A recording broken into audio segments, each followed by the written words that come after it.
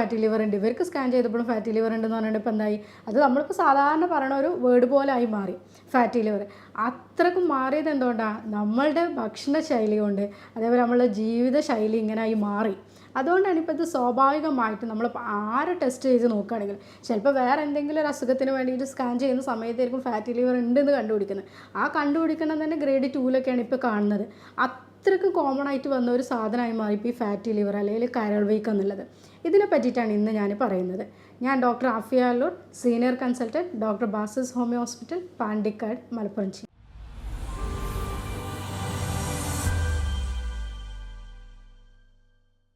നമ്മൾ സാധാരണക്കാരൻ്റെ ഭാഷയിൽ പറയുകയാണെങ്കിൽ നമ്മളെ വീട്ടിലെ ഒരു ഗൃഹനാഥൻ അല്ലെങ്കിൽ ഉപ്പ, അച്ഛൻ എന്നൊക്കെ പറയുന്ന ആൾ നമ്മളെ വീട്ടിലെ എല്ലാ കാര്യങ്ങളും നിയന്ത്രിക്കുന്ന ആളായിരിക്കും അല്ലേ. അവർക്ക് മക്കളുടെ കാര്യങ്ങളായിരിക്കും അവർ മെയിനായിട്ട് നോക്കുന്നത്. മക്കൾക്ക് ചെറിയൊരു അസുഖം വന്നാൽ ഹോസ്പിറ്റലിൽ കൊണ്ടുപോകും, അവർക്ക് മക്കൾക്ക് എന്തെങ്കിലും പ്രശ്നങ്ങളുണ്ടെങ്കിൽ അത് ക്ലിയർ ചെയ്ത് കൊടുക്കുക, അല്ലെങ്കിൽ അവരെ സ്കൂൾക്കൊക്കെ അവരുടെ സ്കൂളിൻ്റെ കാര്യങ്ങൾക്ക് ശ്രദ്ധിക്കുക. അങ്ങനെ എല്ലാ കാര്യങ്ങളും ഓൾ ഇൻ ആൻഡ് റൗണ്ടായിട്ട് നമ്മൾ ചെയ്യുന്ന ഒരാളാണ് നമ്മളെ വീട്ടിലെ ഗൃഹനാഥന്. ഇപ്പോൾ വീട്ടിലെ ഗൃഹനാഥന് എന്തെങ്കിലും ചെറിയ അസുഖം വന്നാൽ അത് അവർ അത്ര പ്രശ്നമാക്കാറൊന്നുമില്ല. അവരത് ചിലപ്പോൾ അവർക്ക് പണ്ടൊക്കെ അറിയുന്ന കുറച്ച് കാര്യങ്ങളൊക്കെ വെച്ചിട്ട് മാനേജ് ചെയ്ത് അങ്ങനെ പോകും. അല്ലെങ്കിൽ അതൊന്നും വലിയ വിഷയമല്ല, അതൊന്നും വലിയ പ്രശ്നമില്ല എന്നുള്ള രീതിയിൽ അവരങ്ങനെ കണ്ടിന്യൂ ചെയ്ത് പോകും. അങ്ങനെ കാണിക്കുന്ന ഒരു അതേപോലെയുള്ള ഒരു സാധനമാണ് കരൾ എന്ന് പറഞ്ഞാൽ. കരൾ നമ്മുടെ ബോഡിയിലെ എല്ലാ കാര്യത്തിനും ഹെൽപ്പ് ചെയ്യും. ഇപ്പോൾ പിത്തരസം ഉൽപ്പാദിപ്പിക്കും, അതേപോലെ കൊളസ്ട്രോളിനും ഉൽപ്പാദിപ്പിക്കും. ബാക്കി നമ്മുടെ ശരീരത്തിലേക്ക് ചോറ് കാര്യങ്ങൾ എടുത്തിട്ടുണ്ടെങ്കിൽ നമ്മുടെ ശരീരത്തിന് ആവശ്യമായിട്ടുള്ള ഗ്ലൂക്കോസൊക്കെ നമ്മുടെ ശരീരത്തിലേക്ക് എല്ലായിടത്തും എത്തിച്ചു കൊടുത്തിട്ട് ബാക്കിയുള്ളതിനൊക്കെ കൊണ്ടുപോയിട്ട് കരളിൽ കൊണ്ടുപോയിട്ട് കുറച്ചത് കൊഴുപ്പാക്കിയിട്ട് സ്റ്റോർ ചെയ്യും. ഇങ്ങനെ നമ്മുടെ ശരീരത്തിന് നമ്മളെ എല്ലാ കാര്യങ്ങൾക്കും ഹെൽപ്പ് ചെയ്യുന്ന, ഇനിയിപ്പോൾ കരളിന് എന്തെങ്കിലും ചെറിയ പ്രശ്നങ്ങളുണ്ടെങ്കിൽ അത് സ്വന്തമായിട്ട് തന്നെ റീപ്രൊഡ്യൂസ് ചെയ്യുന്ന ഒരു ഓർഗനും കൂടിയാണ് കരൾ. അതായത് അതിന് ചെറിയ പ്രശ്നങ്ങളുണ്ടെങ്കിൽ അത് സ്വന്തമായിട്ട് തന്നെ മാനേജ് ചെയ്യും. അങ്ങനെയൊക്കെ ചെയ്ത് കൊടുക്കുന്ന ഒരു സാധനമാണ് കരൾ. കരൾ അതിൻ്റെ അവസാന സ്റ്റേജിലേക്ക് അല്ലെങ്കിൽ അതിൻ്റെ ബുദ്ധിമുട്ടിലേക്ക് ലാസ്റ്റിലേക്ക് എത്തുമ്പോൾ മാത്രമാണ് നമുക്ക് അതിൻ്റെ ലക്ഷണങ്ങളും കാര്യങ്ങളായിട്ട് നമ്മൾ കാണുന്നത്. അപ്പോൾ മാത്രമാണ് നമ്മളത് കരളിന് സിറോസിസ് ആയാലോ അല്ലെങ്കിൽ ക്യാൻസറിലേക്ക് പോയി അല്ലെങ്കിൽ കരൾ വീക്കത്തിൻ്റെ തുടക്കമാണ് ഇങ്ങനെ ഓരോ സ്റ്റേജിലേക്ക് നമ്മളത് അറിയുള്ളൂ. പക്ഷെ ഇത് തുടക്കത്തിലേ നമുക്ക് ചിലപ്പോൾ ഇതിൻ്റെ ക്ഷീണങ്ങളായിട്ടോ അല്ലെങ്കിൽ എന്തെങ്കിലും അസ്വസ്ഥതകളോ കാര്യങ്ങളോ നമുക്ക് ഉണ്ടാവും. പക്ഷെ നമ്മളത് ഓൾറെഡി കരൾ തന്നെ ഇത് മാനേജ് ചെയ്ത് പോകുന്നതുകൊണ്ട് ഇത് നമ്മൾ അറിയുന്നില്ല. ഇവിടെ നമ്മൾ എന്താ വെച്ചാൽ മുന്നേ തന്നെ ഈ കാര്യങ്ങളൊക്കെ കണ്ടുപിടിക്കുകയാണെങ്കിൽ അല്ലെങ്കിൽ ഗ്രേഡ് 2 ആണ് അല്ലെങ്കിൽ ഗ്രേഡ് 1 ആണ്, അങ്ങനെ അത് മുന്നേ കണ്ടുപിടിക്കുകയാണെങ്കിൽ നമുക്ക് ഈ അസുഖത്തിന് വേഗം തന്നെ നമ്മൾ ജീവിതശൈലിയിൽ മാറ്റങ്ങൾ വരുത്തുക, കുറച്ച് കാര്യങ്ങളൊക്കെ ശ്രദ്ധിച്ചാൽ നമുക്ക് മരുന്നൊന്നും ഇല്ലാതെ തന്നെ മാറ്റാൻ പറ്റും. പക്ഷേ ഇന്ന് എന്താ വെച്ചാൽ ഗ്രേഡ് 1 ഫാറ്റി ലിവർ കോമൺ ആയിട്ട് നമ്മൾ എല്ലാവരുടെ സ്കാനിങ്ങിൽ നോക്കുമ്പോൾ നമുക്ക് ഇപ്പോൾ ഹോസ്പിറ്റലിൽ വരുന്ന മിക്ക റിപ്പോർട്ടുകളും ചിലപ്പോൾ ഫൈബ്രോയിഡിന് വരുന്ന റിപ്പോർട്ടാകാം, അല്ലെങ്കിൽ PCODയിൽ വരുന്ന റിപ്പോർട്ടാകാം, വേറെ എന്തെങ്കിലും സ്കാനിങ്ങിൽ ഇപ്പോൾ നമ്മൾ മൂത്രശയക്കല്ല് അങ്ങനെ എന്തിനെങ്കിലും എടുക്കുന്ന സ്കാനിങ്ങിൻ്റെ റിപ്പോർട്ടിലും ഗ്രേഡ് 1 ഫാറ്റി ലിവർ. അപ്പോൾ കോമൺ ആയിട്ട് കാണുന്ന ഒരു ഇതായതുകൊണ്ട് ഗ്രേഡ് 1 ഉണ്ട്, നിങ്ങൾ ശ്രദ്ധിക്കുക. ഈ രീതിയിൽ നമ്മളും പറയും. അവർ പറയുമ്പോൾ എന്താ വെച്ചാൽ ഗ്രേഡ് 1 ആണ് ഡോക്ടർ ശ്രദ്ധിക്കാൻ പറഞ്ഞത്, അത്രയേ ഉള്ളൂ. പക്ഷേ ഈ ശ്രദ്ധിക്കുക എന്നുള്ളത് അവരും ആ ഒരൊറ്റ വേർഡിലൂടെ അത് ഒഴിവാക്കണം. പക്ഷെ അങ്ങനെ അല്ലാണ്ട് ഈ ഗ്രേഡ് 1 ആണ്, അത് ഞാൻ 0ലേക്ക് തന്നെ പോകണം, അല്ലെങ്കിൽ അത് മൈൽഡായിട്ട് എനിക്ക് റിവേഴ്സ് ചെയ്യാൻ പറ്റണം എന്നുള്ള രീതിയിൽ നിങ്ങൾ ശ്രദ്ധിക്കണം. അപ്പോൾ ഇത് നമുക്ക് ഒരിക്കലും ഗ്രേഡ് 2ലേക്ക് പോകാതെ തന്നെ ഇത് ഒഴിവാക്കാൻ പറ്റും. ഒരു മുതിർന്ന ഒരാളുടെ കരൾ തന്നെ 1.5 കിലോ വരെ തൂക്കുണ്ട്. അപ്പോൾ ഇത് നമ്മൾ പറയുന്നത് വെച്ചാൽ രാസപരീക്ഷണശാലൻ്റെ ഒരു ഫാക്ടറി അല്ലെങ്കിൽ മെറ്റബോളിക് ഫാക്ടറി എന്നൊക്കെയാണ് കരളിനെ പറയുന്നത്. എന്തുകൊണ്ടാണെന്ന് വെച്ചാൽ ഇപ്പോൾ ഞാൻ പറഞ്ഞ പിത്തരസ് ഉൽപ്പാദിപ്പിക്കാൻ അല്ലെങ്കിൽ കൊഴുപ്പ് ഇതാക്കാൻ വേണ്ടിയിട്ട് ഇതിനൊക്കെ ഹെൽപ്പ് ചെയ്യുന്ന ഒരു സാധനം കരളാണ്. കരൾ അവിടെ ഞാൻ ഇപ്പോൾ പറഞ്ഞാൽ ഓൾ ഇൻ റോളായിട്ട് അവിടെ അങ്ങനെ നിൽക്കുന്നതുകൊണ്ട് അതിന് എന്നെ എഫക്റ്റ് ചെയ്യുന്നതിൽ കൂടുതലായിട്ട് എഫക്റ്റ് ചെയ്യുമ്പോൾ മാത്രമാണ് ലക്ഷണങ്ങൾ കാണിക്കുന്നത്. ഇപ്പോൾ നമ്മൾ പറഞ്ഞ രീതിയിൽ ഇപ്പോൾ ഇവിടെ എന്താ സംഭവിക്കണമെന്ന് വെച്ചാൽ നമ്മൾ ഇതിനൊരു 4 ഗ്രേഡായിട്ട് പറയാം. മൈൽഡ് എന്ന് പറഞ്ഞിട്ടുണ്ടെങ്കിൽ പ്രശ്നങ്ങളൊന്നുമില്ല. നമ്മൾ ഫാറ്റി ലിവറിൻ്റെ സ്റ്റാർട്ടിങ്ങിലേക്ക് ഫസ്റ്റ് നമ്മളെന്താ വെച്ചാൽ ഇപ്പോൾ ഒരു അരിഭക്ഷണം എടുക്കുക, അല്ലെങ്കിൽ ഇപ്പോൾ ഇങ്ങനത്തെ ഒരു നമ്മുടെ അന്നജമൊക്കെ കൂടുതലായിട്ട് അടങ്ങിയ ഒരു ഭക്ഷണം എടുത്തു. അപ്പോൾ അതിലുള്ള ഗ്ലൂക്കോസ് നമ്മുടെ ശരീരത്തിന് ആവശ്യമായിട്ടുള്ള എനർജിക്ക് ആവശ്യമായിട്ടുള്ള ഊർജ്ജം എല്ലായിടത്തേക്കും ഇപ്പോൾ നമ്മുടെ ബോഡി എത്തിക്കുന്നുണ്ട്. അതിന് കൂടുതൽ ഇപ്പോൾ ബാക്കിയുള്ള സാധനങ്ങൾ ഉണ്ടാവില്ല. അപ്പോൾ ബാക്കിയുള്ളത് കരൾ അത് കൊണ്ടുപോയിട്ട് കരൾ അത് കൊഴുപ്പാക്കി മാറ്റും. അത് കരളിൻ്റെ ഓരോ സെല്ലിലും അല്ലെങ്കിൽ കോശങ്ങളിലും അത് ഡെപ്പോസിറ്റ് ചെയ്തിട്ട് അങ്ങനെ വെക്കും. ഇവിടെ എന്താ വെച്ചാൽ നമ്മൾ കരളിന് താങ്ങാവുന്നതിൽ അപ്പുറം ഗ്ലൂക്കോസ് കൊടുക്കുന്ന സമയത്ത് അത് കോശങ്ങളിലൊക്കെ ബുദ്ധിമുട്ടായിട്ട് അതാണ് നമ്മുടെ ഈ കരൾ വീക്കം ആയിട്ടൊക്കെ അറിയപ്പെടുന്നത്. ഗ്രേഡ് 1 എന്താ സംഭവിക്കുകയെന്ന് വെച്ചാൽ 5 മുതൽ 8% വരെ ഫാറ്റ് അടിഞ്ഞുകൂടും. ഇവിടെ മൈൽഡ് ആയിട്ടുള്ള കീറ്റോസിസ് എന്നാണ് പറയുന്നത്. ഇവിടെ നമുക്കിത് റിവേഴ്സ് ചെയ്യാവുന്നതേ ഉള്ളൂ. കരളിനേക്ക് അത് കൊഴുപ്പ് കാര്യങ്ങളൊന്നും കൂടുതലായിട്ട് അടിഞ്ഞിട്ടില്ല. നമ്മളിപ്പോൾ നാവിലൊക്കെ ഒരു ഗ്രീസ് പരട്ടെ പോലെ അല്ലെങ്കിൽ കുറച്ച് ചെറിയൊരു രീതിയിൽ കരളിൻ്റെ പുറത്തേക്കൊരു ഫാറ്റി ലെയർ ഇങ്ങനെ രൂപപ്പെടുന്നു, അത്രേ ഉള്ളൂ. ഗ്രേഡ് 2ലേക്ക് എത്തുമ്പോഴേക്ക് അതെന്താണെന്ന് വെച്ചാൽ കുറച്ചും കൂടി ഇപ്പോൾ നമ്മൾ പറഞ്ഞ മാതിരി കുമിളകൾ കാര്യങ്ങളൊക്കെ അടിഞ്ഞിട്ട് ഫാറ്റി ഡെപ്പോസിഷൻ കുറച്ചും കൂടി കൂടും. കരളിൻ്റെ കോശങ്ങളിലേക്കൊക്കെ ഓരോ കോശങ്ങളിലും ഈ ഫാറ്റി ഡെപ്പോസിഷൻ കൂടും. ഇപ്പോൾ ഈ ചിത്രത്തിൽ കാണുന്ന പോലെ തന്നെ ഓരോ രീതിയിലും ഇങ്ങനെ കരളിൻ്റെ സെല്ലുകളൊക്കെ ഒന്ന് പുറത്തേക്ക് നിൽക്കാൻ പറ്റും. ഈ ഗ്രേഡ് 2 നിങ്ങൾക്കുണ്ടെങ്കിൽ അത് ഒരിക്കലും ഗ്രേഡ് 3ലേക്ക് പോവാതെ നോക്കണം. തീർച്ചയായിട്ടും അത് ഗ്രേഡ് 1ലേക്ക് നിങ്ങൾ മാറ്റി വേണം. ഇവിടെയാണ് നമ്മൾ ഇതിൻ്റെ ഒരു ടേണിംഗ് പോയിന്റ് ആയിട്ട് പറയുന്നത്. ഗ്രേഡ് 2 ഗ്രേഡ് 3ലേക്ക് പോകുന്നില്ല എന്നൊന്ന് ഉറപ്പ് വരുത്തുക. അതേപോലെ ഗ്രേഡ് 1ലേക്ക് മാറാൻ വേണ്ടിയിട്ട് എല്ലാ കാര്യങ്ങളും ചെയ്യാം. ഇവിടെ നമുക്കത് എന്തായാലും നമുക്കതിനെ സ്റ്റോപ്പ് ചെയ്യാൻ പറ്റണം. പിന്നെ നമ്മൾ കുറച്ചൊക്കെ ഫുഡ് കാര്യങ്ങളൊക്കെ പറയും, അതെല്ലാം കൃത്യമായിട്ട് ശ്രദ്ധിച്ചിട്ടുണ്ടെങ്കിൽ നമുക്കത് ഒഴിവാക്കാൻ പറ്റും. ഗ്രേഡ് 2ൽ നമ്മൾ 12% അതിൻ്റെ ഫാറ്റി ഡെപ്പോസിഷൻ പറയുന്നത്. ഗ്രേഡ് 2ലേക്ക് എത്തുമ്പോഴേക്ക് അത് 15ലേക്ക് എത്തും. അപ്പോൾ അവിടെ എന്ന് വെച്ചാൽ ഫൈബ്രോസിസ് എന്ന് പറയും. അതായത് ഒരു ബാൻഡ് പോലെ കരളിന് ചുറ്റും രൂപപ്പെടും.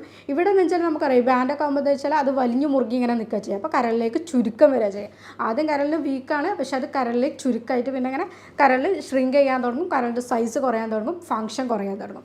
ഗ്രേഡ് 4ലേക്ക് എത്തുമ്പോഴേക്ക് ഫാറ്റി ഡെപ്പോസിഷൻ 15% മേലെ പോകും. കരൾ എന്തായാലും പ്രവർത്തനരഹിതമാകും. കരളിൻ്റെ ഫംഗ്ഷനും കാര്യങ്ങളൊക്കെ അത് നിർത്തിവെക്കും. അപ്പോൾ നമുക്ക് എന്തായാലും കരൾ മാറ്റിവെക്കലിലേക്കോ അല്ലെങ്കിൽ സിറോസിസിലേക്കോ കാര്യങ്ങളിലേക്കോ അത് പോകും. പക്ഷെ നമ്മൾ പറഞ്ഞു ഗ്രേഡ് 2 തന്നെ നമ്മൾ എന്തായാലും ശ്രദ്ധിക്കണം. ഇത് എങ്ങനെ അറിയാമെന്നുള്ളത്, തിരിച്ചറിയാമെന്നുള്ളത് സ്വാഭാവികമായിട്ടും മുന്നേ നമ്മൾ എന്തിനെങ്കിലും ഞാൻ പറഞ്ഞ രീതിയിൽ മുന്നേ എന്തെങ്കിലും വയറിന് എന്തെങ്കിലും ബുദ്ധിമുട്ടോ കാര്യങ്ങളൊക്കെ ഉണ്ടാകുമ്പോൾ സ്കാൻ ചെയ്യുമ്പോഴൊക്കെ ആയിരുന്നു അറിഞ്ഞിരുന്നത്. ഇന്ന് ആൾക്കാർ തന്നെ ഫാറ്റി ലിവർ ഉണ്ടോ എന്നുള്ള സംശയം കൊണ്ട് ഇടയ്ക്കിടയ്ക്ക് ടെസ്റ്റ് ചെയ്യുന്നവരുണ്ട്. ഇപ്പോൾ നമുക്ക് ഇപ്പോൾ ഒരു ഡോക്ടേഴ്സിനൊക്കെ എന്താ വെച്ചാൽ പേഷ്യൻ്റ് ഹോസ്പിറ്റലിൽ വരുന്ന സമയത്ത് തന്നെ മനസ്സിലാക്കാൻ പറ്റും. അരക്കെട്ടിൻ്റെ വണ്ണം കൂടുതലുണ്ടാവുക, അല്ലെങ്കിൽ അവർക്ക് കൂടുതലായിട്ട് ക്ഷീണം കാര്യങ്ങൾ വരിക, അല്ലെങ്കിൽ എപ്പോഴും ഒരു വീക്കാണ്, അല്ലെങ്കിൽ ഉറക്കം കൂടുതലാണ്, അല്ലെങ്കിൽ മുന്നേ ഞാൻ തടി ഉണ്ടായിരുന്നു പെട്ടെന്ന് മെലിഞ്ഞു, ഇങ്ങനെയൊക്കെ പറയുന്നുണ്ടെങ്കിൽ നിങ്ങളൊന്ന് ടെസ്റ്റ് ചെയ്ത് നോക്കുമ്പോൾ പറയുന്ന സമയത്ത് തന്നെ അവിടെ ഒരു ഫാറ്റി ലിവറിൻ്റെത് കാണിക്കാറുണ്ട്. പിന്നെ നമുക്ക് ലിവർ ഫംഗ്ഷൻ ടെസ്റ്റ് ആയിട്ടുള്ള LFTയിൽ ഇതൊക്കെ തന്നെ മനസ്സിലാക്കാൻ പറ്റും. അതേപോലെ SGOT SGPT കാര്യങ്ങളൊക്കെ ചെക്ക് ചെയ്തിട്ടുണ്ടെങ്കിൽ ഇത് ഗ്രേഡ് 2 സിവിയറിറ്റിയിലേക്ക് പോകുന്നുണ്ടോ അല്ലെങ്കിൽ അത് കുറയുന്നുണ്ടോ എന്നുള്ളത് മനസ്സിലാക്കാൻ പറ്റും. ഓൾറെഡി നമ്മൾ ഫാറ്റി ലിവറാണെന്ന് ഡയഗ്നോസ് ചെയ്തിട്ടുണ്ടെങ്കിൽ പിന്നെ ഈ ലിവർ ഫംഗ്ഷൻ ടെസ്റ്റൊക്കെ ഇടയ്ക്ക് ചെയ്താൽ മതി. ഇടയ്ക്കിടയ്ക്ക് പോയിട്ട് ഈ സ്കാനിങ് ചെയ്യുന്നതിൽ വലിയ കാര്യമൊന്നുമില്ല. അതേപോലെ തന്നെ ടെസ്റ്റുകളായിട്ട് പിന്നെ നമുക്ക് MRI ചെയ്യാം. ഇപ്പോൾ പുതിയതായിട്ട് പിന്നെ ചെയ്യുന്നത് ഫൈബ്രോ സ്കാനാണ്. ഫൈബ്രോ സ്കാനിൽ ഇതിൻ്റെ ഓരോന്നിന് നമുക്ക് എത്ര സിവിയറിറ്റി, ഓരോ കോശങ്ങൾക്കും എത്രത്തോളം ബുദ്ധിമുട്ടുണ്ടെന്നുള്ളതൊക്കെ ഈ സ്കാനിങ്ങിലൂടെ തന്നെ നമുക്ക് മനസ്സിലാക്കാൻ പറ്റും. ഫൈബ്രോസിസ് കാര്യങ്ങളൊക്കെ എത്ര വന്നിട്ടുണ്ടെന്നുള്ളതൊക്കെ മനസ്സിലാക്കാൻ പറ്റിയതാണ് ഫൈബ്രോ സ്കാൻ. ആർക്കൊക്കെയാണ് ഫാറ്റി ലിവർ വരാൻ കൂടുതലായിട്ട് സാധ്യത ഉള്ളത്? ഇങ്ങനെ നോക്കുകയാണെങ്കിൽ നമുക്കറിയാം ഒബീസിറ്റി എല്ലായിടത്തും ഇപ്പോൾ കൂടുതലായിട്ട് നമ്മൾ പറയുന്ന ഒരു ജീവിതശൈലി രോഗമാണ് ഒബീസിറ്റി എന്നുള്ളത്. അതിൽ പ്രത്യേകിച്ച് അരക്കെട്ടിൻ്റെ വണ്ണം കൂടുതലായിട്ടുള്ള ആൾക്കാർക്ക് ഇപ്പോൾ നമ്മുടെ ബോഡി പ്രൊപ്പോർഷൻ എടുക്കുന്ന സമയത്ത് ഇപ്പോൾ നമ്മൾ BMI എന്നൊക്കെ നോക്കില്ല, ഹൈറ്റ് വെയിറ്റ് പ്രൊപ്പോർഷൻ എടുക്കുന്ന സമയത്ത് ഇവരെ ഹൈറ്റിനേക്കാളും ഇവർക്ക് വെയിറ്റ് ഹൈറ്റ് ടു വെയിറ്റ് നോക്കുന്ന സമയത്ത് വെയിറ്റ് കൂടുതലായിരിക്കും.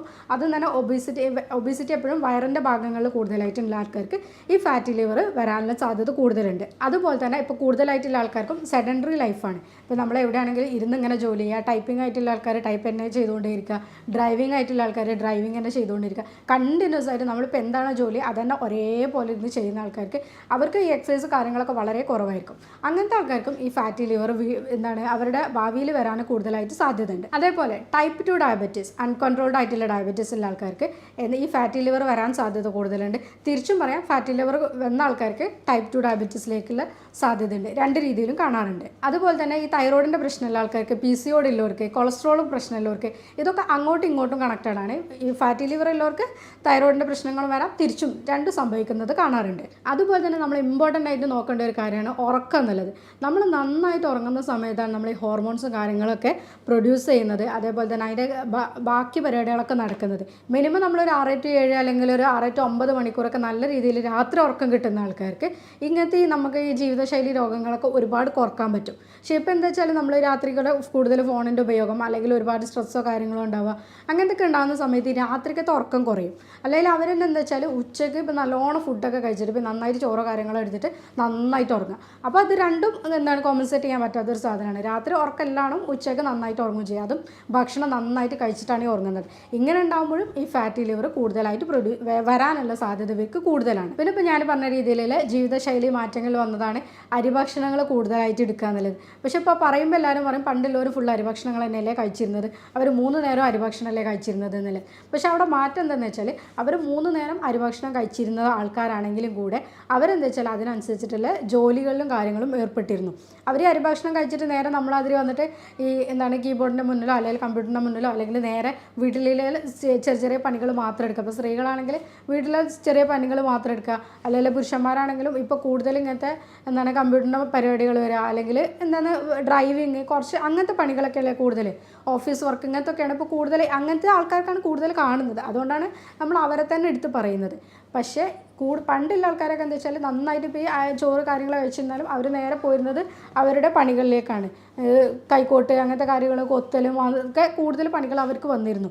അതുകൊണ്ട് തന്നെ അവർക്ക് ഈ ഫാറ്റി ലിവറോ അങ്ങനത്തെ നമ്മളിപ്പോൾ ഈ പറയുന്ന ജീവിതശൈലി രോഗങ്ങളൊന്നും അവരന്ന് ബുദ്ധിമുട്ടിച്ചിരുന്നില്ല. ഇപ്പോൾ നമ്മൾ ഡയബറ്റീസ്, അതേപോലെ BP കൂടുക, അല്ലെങ്കിൽ കൊളസ്ട്രോൾ കൂടുക, ഫാറ്റി ലിവർ വരിക, ഇങ്ങനത്തെ കുറേ അസുഖങ്ങളാണ് ഇപ്പോൾ ഇന്ന് കൂടുതൽ ഹോസ്പിറ്റലിൽ കാണുന്ന അസുഖങ്ങൾ. പക്ഷെ അതൊന്നും അവർക്ക് അന്ന് വരാതിരുന്നതും അവരുടെ ജീവിതശൈലി നമ്മളിത് നല്ല മാറ്റമുണ്ട്. പക്ഷേ ഭക്ഷണങ്ങൾ നമ്മളിപ്പോഴും ഇങ്ങനത്തെ രീതിയിലാണ് കൂടുതലായിട്ട് എടുക്കുന്നത്. ഇപ്പോൾ സ്ത്രീകളൊക്കെ പറയുന്നുണ്ട്, ഡോക്ടറെ ഞാൻ കള്ളൊന്നും എടുക്കാറില്ല, നമ്മൾ ഇങ്ങനത്തെ സാധനങ്ങളൊന്നും ഇതുവരെ ഉപയോഗിച്ചിട്ടൊന്നുമില്ലല്ലോ, പിന്നെ എന്തുകൊണ്ടാണ് നമുക്ക് ഫാറ്റി ലിവർ വന്നത് എന്നുള്ളത്.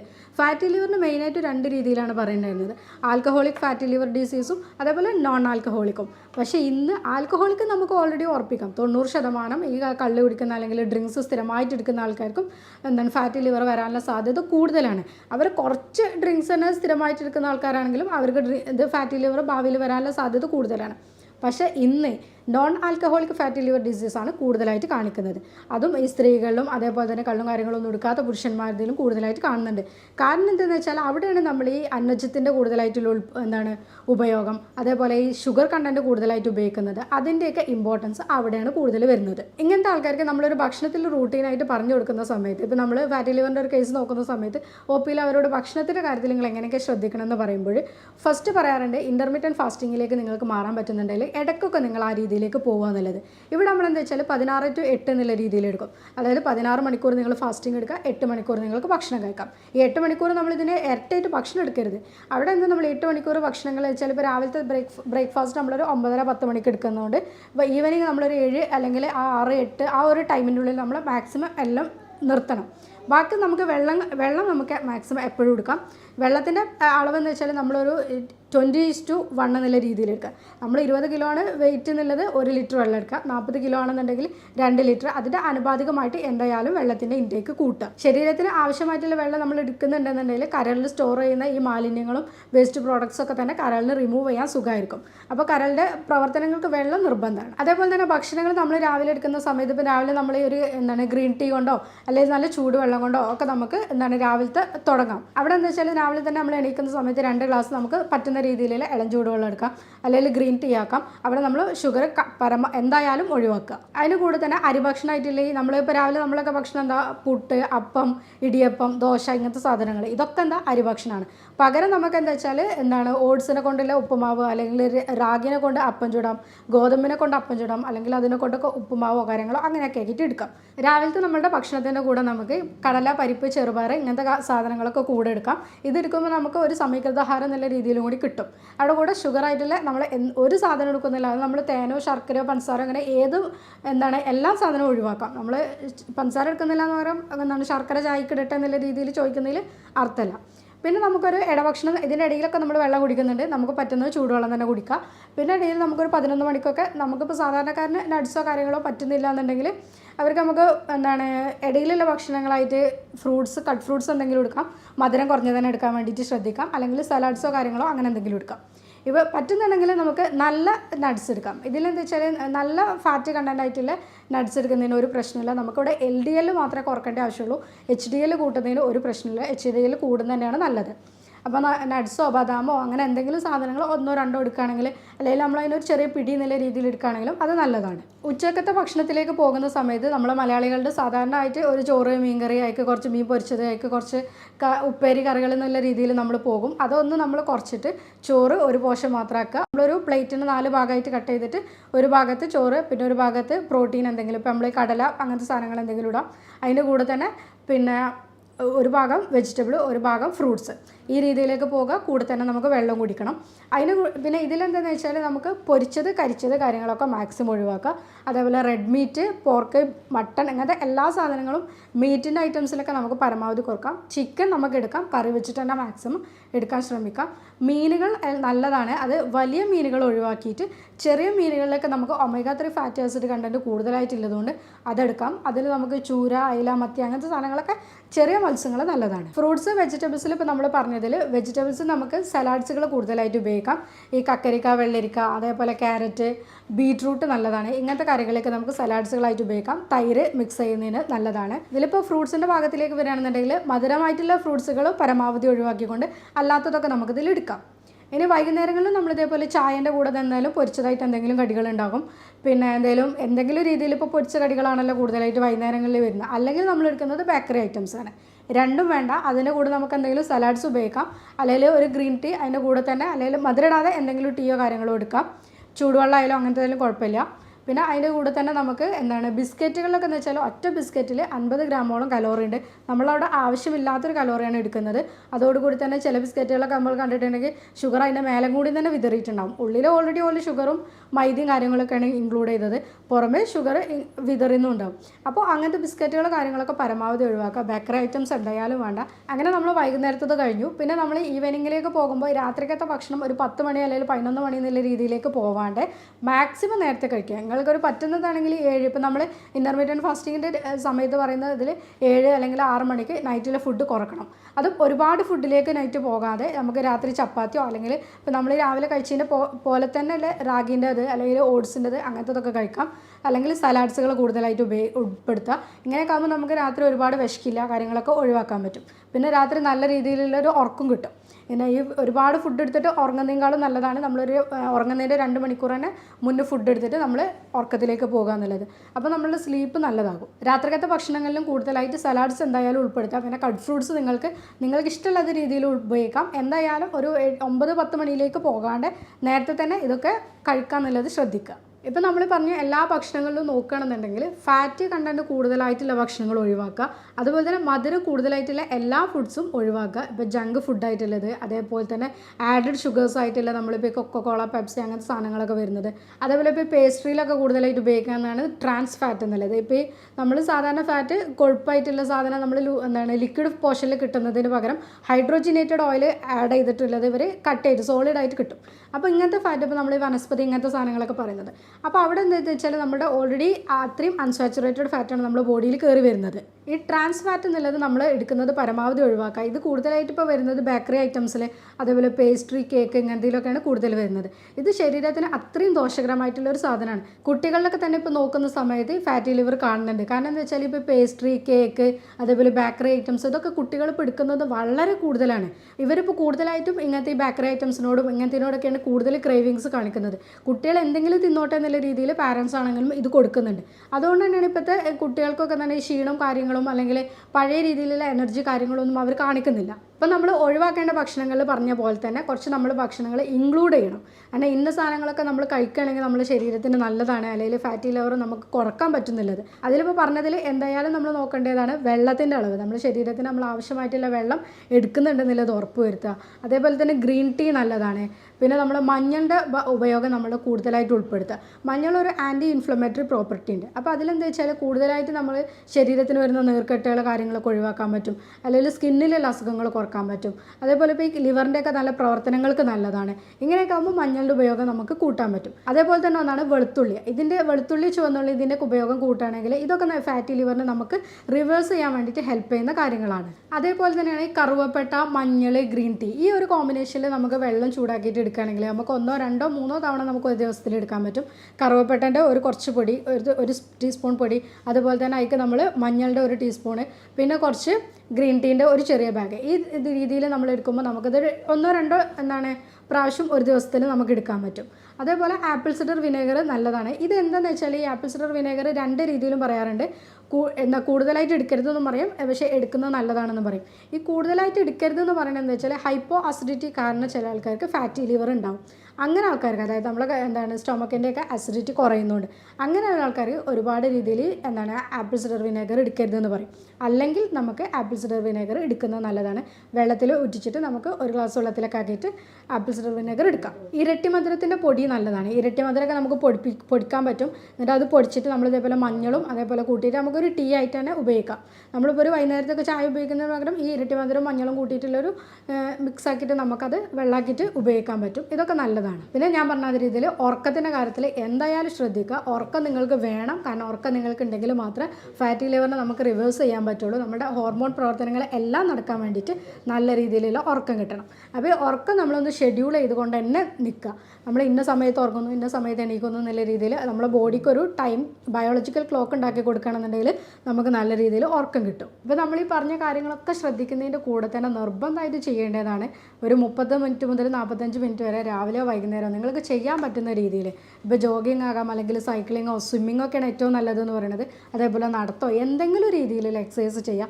ഇതൊക്കെ ചെയ്യുന്ന സമയത്ത് നമ്മൾ ശരീരത്തിന് നല്ല രീതിയിലുള്ള ഉറക്കം കിട്ടും. അപ്പോൾ നമ്മൾ പറഞ്ഞ രീതിയിൽ ഹോർമോണുകളും കാര്യങ്ങളൊക്കെ ഒന്ന് ശരിയായിക്കോളും. അതേപോലെ തന്നെ നമുക്കിപ്പോൾ ഈ പറഞ്ഞ ഫാറ്റി ലിവറിൻ്റെ ലക്ഷണങ്ങളും കാര്യങ്ങളൊക്കെ തന്നെ റിവേഴ്സ് ചെയ്യാൻ പറ്റും. അപ്പോൾ സ്ത്രീകളുടെ കേസിൽ കൂടുതൽ എന്താ പ്രശ്നം എന്ന് വെച്ചാൽ രാത്രിക്കത്തെ ബാക്കിയുള്ള ഭക്ഷണങ്ങളൊക്കെ തന്നെ അവരെടുക്കും. എന്താ വെച്ചാൽ കുട്ടികൾക്ക് കൊടുക്കുന്നതിൻ്റെ കൂടെ അവർ ഭക്ഷണം എടുക്കും. പിന്നെ രാത്രി എന്തെങ്കിലും പാത്രത്തിൽ എന്താ ബാക്കിയെന്ന് വെച്ചാൽ അതും കൂടി കൂടുതൽ വെറുതെ പാത്രം കളയണ്ടല്ലോ എന്നുള്ള രീതിയിൽ അതും കൂടി വയറ്റിലേക്ക് കളയാന്നുള്ള രീതിയിൽ എടുക്കും. ഇതിലെന്താ വെച്ചാൽ നമുക്ക് ശരീരത്തിന് വേണ്ട എനർജിക്കുള്ള ഭക്ഷണങ്ങൾ മാത്രം എടുക്കുക. അമിതമായിട്ടുള്ള ഭക്ഷണങ്ങൾ എല്ലാം തന്നെ ഒഴിവാക്കുക. മദ്യപാനം, പുകവലി ഇങ്ങനത്തെ ഉള്ളതൊക്കെ തന്നെ എന്തായാലും ഒഴിവാക്കുക. അപ്പോൾ നമ്മൾ ഈ പറഞ്ഞ കാര്യങ്ങളൊക്കെ ശ്രദ്ധിച്ചിട്ടും ഫാറ്റി ലിവർ പോകുന്നില്ല, അല്ലെങ്കിൽ ഗ്രേഡ് 2 വീണ്ടും മേലോട്ടേക്ക് തന്നെയാണ് പോകുന്നത് എന്നുള്ളത് ഡൗട്ട് ഉണ്ടെങ്കിൽ നിങ്ങൾ എന്തായാലും ഒരു ഡോക്ടറെ കൺസൾട്ട് ചെയ്യണം. അതിന് ട്രീറ്റ്മെൻറ്റ് എടുക്കണം. ഹോമിയോപ്പതിയിൽ ഇതിൽ നല്ല മെഡിസിൻസ് ഉണ്ട്. നമ്മൾ ഈ കാര്യങ്ങളൊക്കെ നോക്കിയിട്ടാണ് ഇപ്പോൾ എന്തൊക്കെയാണ് നിങ്ങളുടെ ബുദ്ധിമുട്ടുകൾ, അല്ലെങ്കിൽ ശരീരത്തിന് എന്തൊക്കെയാണ് ബുദ്ധിമുട്ട് കാണിക്കുന്നത്, ഇതെല്ലാം നോക്കിയിട്ടാണ് നമ്മൾ ഹോമിയോപ്പതിയിൽ ഇതിന് ട്രീറ്റ്മെൻറ്റ് എടുക്കുക. അങ്ങനെ നിങ്ങൾക്ക് ഇതിൽ എന്തെങ്കിലും ട്രീറ്റ്മെൻറ്റിനോ അല്ലെങ്കിൽ എന്തെങ്കിലും ഡൗട്ടോ കാര്യങ്ങളോ ചോദിക്കാനുണ്ടെങ്കിൽ താഴെ കൊടുത്ത വാട്സപ്പ് നമ്പറിൽ നിങ്ങൾക്ക് കോൺടാക്റ്റ് ചെയ്യാവുന്നതാണ്. ഞാൻ doctor Afiya Allur, senior consultant, doctor Basis homeo hospital, Pandikkad, Malappuram ജില്ല.